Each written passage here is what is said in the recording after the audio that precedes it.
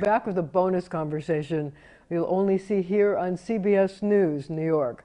So, Mr. Mayor, we are in Gracie Mansion. This is your home.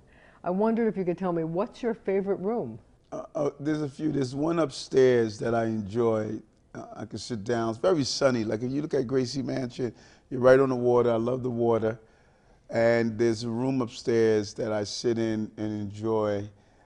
It's a very, safe room. And then the front room, when you come in, it's a good place to sit down and read. So is that where you do all your reading? Yes. So what's the best thing about living in Gracie Mansion, and what's the worst thing? The water.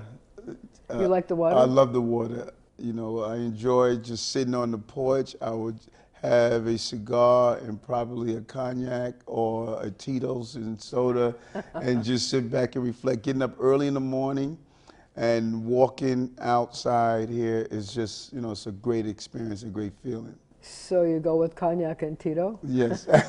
We now know the drink of choice of the mayor of the city of New York. At the end of the day, you light a cigar and have a glass of cognac, and you could just sit back and reflect on what happened in the day and prepare yourself for the next day. And reflect how difficult it is to deal with reporters. Well, I think the first 2 months it was difficult. After that, you say, hey, they got to do their job, so I have to do my job. And now it becomes enjoyable. So, is it creepy living here in Gracie Mansion? Yeah, people think I'm joking, but there's a ghost that runs around here.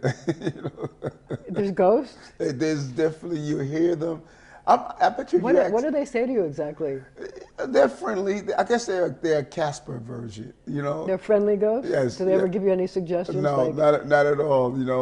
I think they're the spirits of mayors of the past. Well, you should ask all the other mayors, did they hear people who could... See, I was going to ask you if there were spirits of mayors past, and it was like really like long ago mayors, or are you hearing Ed Koch, Rudy Giuliani, David Dinkins? Are they saying like...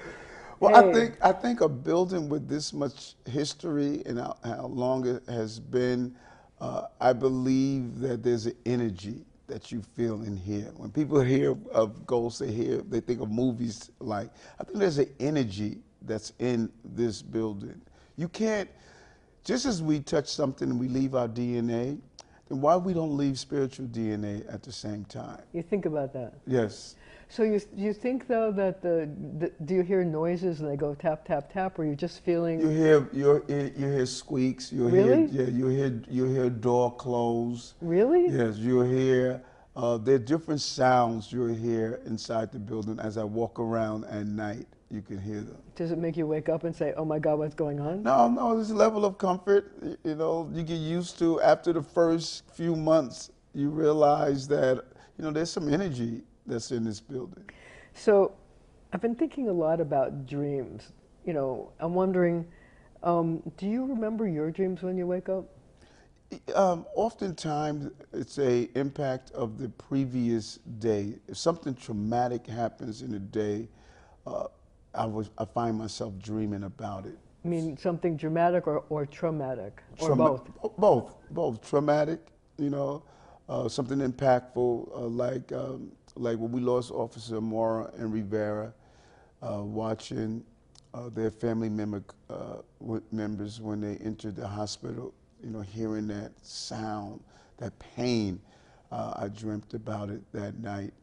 So when something as impactful as that, you'll hear about it. The fire in the Bronx the first month when we were in office, I dreamt about that. And so based on what happens in the day that really impacted me, I could find myself dreaming.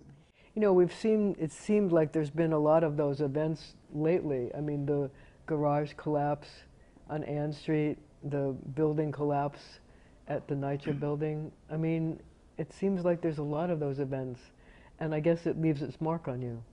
Yeah, this is a city where we have an infrastructure that has been around a long time. We have so many people. This is a large city, and daily there's something happening. Like even there was a fire where we lost family members So daily, there's an incident that happened in the city. You know, it's not always brought to the attention of everyday New Yorkers, but it's brought to the attention of the mayor every day.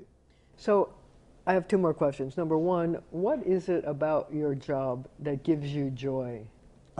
Because you have such many times an effervescent personality. So what is it that brings you the most joy? People, people. I am energized by people. I'll walk into the restaurant, I'll go inside the kitchen and say hi to the waiters and the waitress, and they'll say, we heard that you always come in and say hello. I'll stop and talk to the elevator operator. I'm on the subway station. I just feed and love people and helping people. I think the best story I love the most is a young girl was protesting in her school, and she texted me, and I text her back in 30 seconds, and I said, you need to get back in school, but I talked to her about her problem. My staff is amazed at how many New Yorkers have my cell phone, my personal cell phone. But that you answer it. Yes. That must drive them crazy. Right. So having said what brings you the biggest joy, what's the biggest pain, the biggest frustration for you? That I believe New Yorkers have given up on hope, the lack of hope sometimes. And I need to show them that where we are is not who we are. You know, I always say over and over again, if you're on the verge of homelessness, I know what it felt like. If you're dyslexic, I know what it felt like. If you made mistakes and you had a bad encounter with law enforcement, I know what it felt like. I'm hoping New Yorkers look and say, this is a mayor that's perfectly imperfect. He has stumbled, he has fallen down, but if he can go from being dyslexic, arrested, rejected, and get elected, then every New Yorker can do it. So is that what makes you so sympathetic to people who've had instances in their lives where they've fallen down and you want to give them a second chance? Yes. Marsha, if you only know how many mistakes I made in life, I'm like the poster child of screw up. You know, you made so many mistakes. And so how am I going to look at someone that makes a mistake and say, I'm going to leave you on the side? New York has said to me, with all that you've done wrong, all the mistakes you've made, all the times you were imperfect, we still want you to be the mayor of the city of New York. Think about that for a moment. But maybe do you think it's because they think that you understand where they have been and then they are? I think that I'm a person that has gone through a lot. You've walked through their shoes. And now I can help people who are going through a lot. But there's one last thing that I've been thinking about, and that is this, that, you know, we have so many new immigrants coming into the city, and people have to start at the bottom.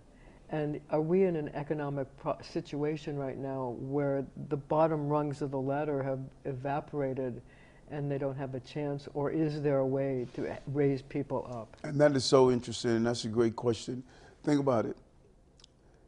How do we boost our economy? By allowing people to work. The migrant asylum seeker crisis would not be a crisis if we just allow people the right to have a job. We have all of these vacant jobs, and we have people who are ready and able to fill them, and we're not allowing them to do so. But the thing is that they are getting some jobs, but they're being exploited because they're not given green cards or whatever working papers. People can pay them less. They don't get health benefits. And they don't pay into the tax. It's like a black market. Right. And that is the problem. How do you fix it? Just having the President of the United States state that we're going to do the same thing we did with Ukrainian citizens who came here, gave them the opportunity to have work authorization. We need to do it here again. Do you think the President's afraid to do it because he's running for office and he figures that if he runs against Donald Trump, it'll be an issue?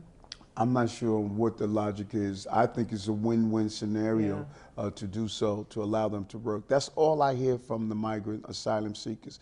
We don't want free places to sleep. We don't want free food. We don't want anything free. We came to America to work, and we should allow them to do so. Mr. Mayor, thank you so much. I'm going to let you go get your morning shake. Thank you so much, and thank you for joining me.